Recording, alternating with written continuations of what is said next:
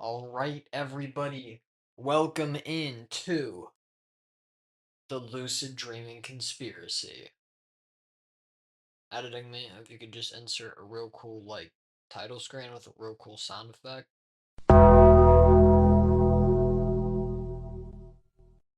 Do that.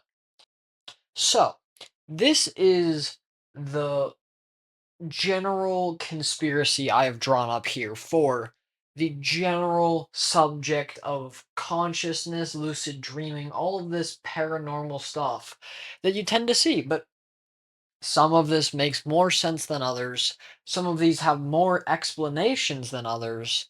And some of these are a little weirder than others. So let's dive right into talking about the consciousness conspiracy, or whatever better name I finally come up with for this. So, this is lucid dreaming. Specifically, this is lucid dreaming by Stephen LaBerge, PhD. I have this book. I've begun reading this book. It's pretty good. I have, if you've seen anything else on my channel, I have lucid dreaming experience. I know what this is, but here, I know it's probably hard to see, even harder to read my handwriting, but it says gateway drug.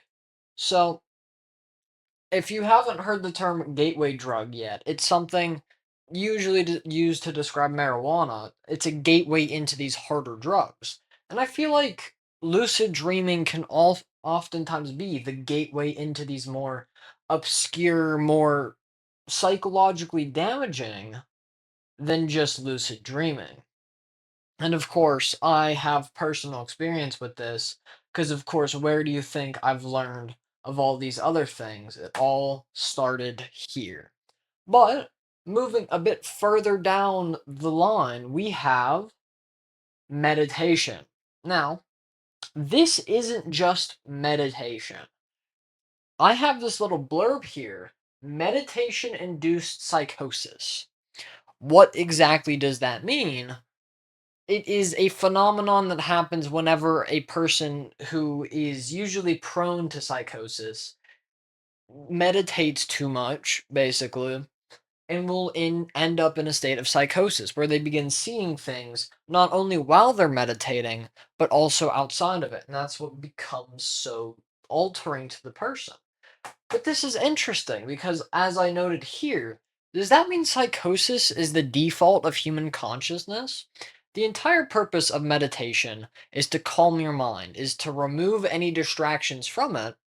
And if without distractions we simply move to giving ourselves our own distractions, does that really mean that maybe psychosis is the base state of mind?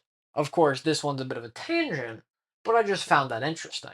Over here, if you don't recognize this logo, and I would assume you won't, this is the logo for Tulpamancy, of course, accompanied by its small little blurb there.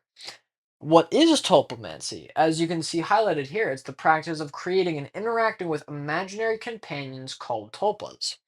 Now, again, learned this all from researching this. That's why there's a direct connection here. But of course, Tulpamancy is sort of going into the reality bending kind of thing, which we don't really see on this board because I forgot to add it. But there are things like vision control, basically inducing hallucinations in yourself. As I noted here, self induced hallucinations are very much a part of Tulpamancers, even if extreme. Now, we go into astral projection. While this isn't directly related, because I don't really like to consider astral projection real, of course, take that information as you will. Astral projection is the ability to basically project yourself into a different plane of being, the astral plane, but it just never really sat right with me. It felt like, and as a lot of people who talk about this will mention, it's almost more similar to lucid dreaming. You end up just lucid dreaming of exactly what you want to do. Same with reality shifting, all in the sort of same family. Now, here, This is where your eyes were drawn originally, because of course this is one of the first things I pointed to. This is the CIA experiments of the Gateway tapes. Now, I do hope you already know of these, because there are people who are far more experienced at talking about this, who talk about these gateway tapes. But what they are was a CIA conducted experiment to try to create tapes to sort of incubate a state of mind that let you project into some sort of alternate reality or some sort of moment in time, and use it for spying purposes, of course, in the context of the CIA. Of course, there are real obscure ways to find the gateway tapes. I myself have not gone looking for it, but I know there are certainly ways. Now, here is something that was just brought to my attention today, and what actually spurred this video. The Dream Hackers and the cult of however you pronounce that. Again, you can see it up here. If you can't see this full thing, it's going to be posted in higher quality on my community tab, as it will hopefully always be. But the Dream Hackers were a cult sort of organization in Russia who would do these dream synchronization experiments, basically, because these people didn't believe in this sort of lucid dreaming. They didn't believe in the scientific stuff. They believed in more of the spiritual, more of the occult sort of rituals. Now, there are many other more experienced, in depth looks into this. Of course, this is the headline of one such article. But just to look at it in general, this shows you that even if you don't have the science to back it up, there's always been fascination in lucid dreaming. And I don't have it anywhere on here, but we also see that in the Tibetan monk practice of dream yoga and things from similar cultures. So what does this all mean? Of course, it's all interconnected for reasons, but I haven't really revealed those reasons. Of course, this is a gateway into all of this, and more that would probably extend far onto this wall if I were to actually map all of it out.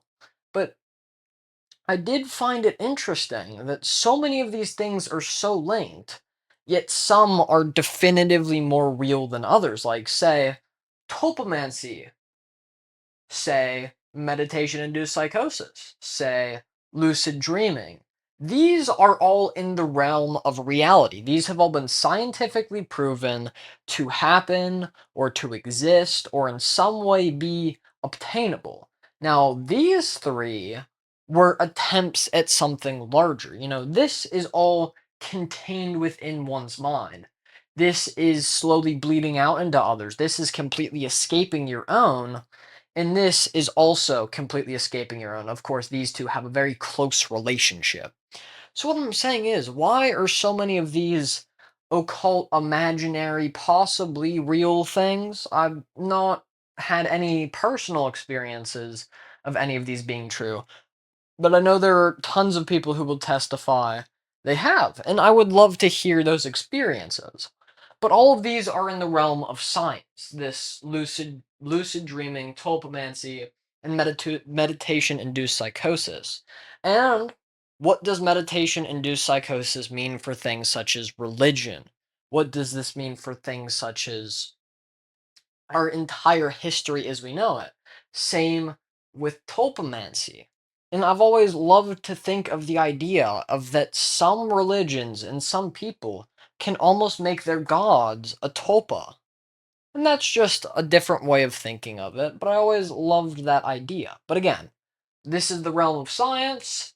This is the realm of the more occult, the more vague, the more undefined. But of course, this all has to deal with your mind. So, why are all these things so closely related? And why did I put lucid dreaming here instead of like over here, more in the realm of possibility? Well, that's because how real really are lucid dreams? Tulpas? I mean, all of that's been proven with science. But tulpamancy, you can see it. You're waking most of the time. And these two are also very closely connected, because you often use meditation to do tulpamancy, which could be linked to that psychosis. Who knows? But of course, There's no definitive proof of it other than whenever you're actually sleeping. Well, there is definitive proof of it, but there's no way to say those experiences are real. Where you have visible reactions. You see things in front of you.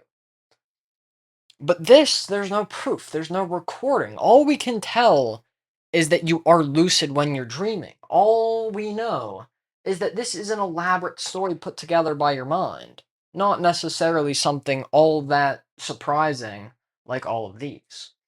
But I do think that is where we can begin to leave this off because fantasy, reality, but how close they are, all connected by red lines. If you did like this type of content, there is one other video currently on my page, and I do intend on making a backlog of this sort of content. If you have any suggestions for subjects to cover, of course, books, movies, stories work great, video games work great, but I can also do subjects like this, like more real things. I would love to know what I should put on this board more, and I would love to know if you like this style of content. Now, I do not intend on doing these daily. Of course, you have seen 2 of these videos in a row, but I do not have any intention to do that. But if you do want to see more of this content, I can guarantee more of this style coming. So if you do want to see more of that style, you want to see more of just me voicing things, talking like a crazy person, there's a whole 100 plus videos on my channel. I would recommend you look into that. There's playlists, there's old things, there's history, enough history to make one of these boards about me. But of course, that's all up to you. So, I do hope you enjoyed watching. If you did enjoy this, feel free, like, comment, subscribe, all that stuff. And with that, I'll see you guys down in the comment section.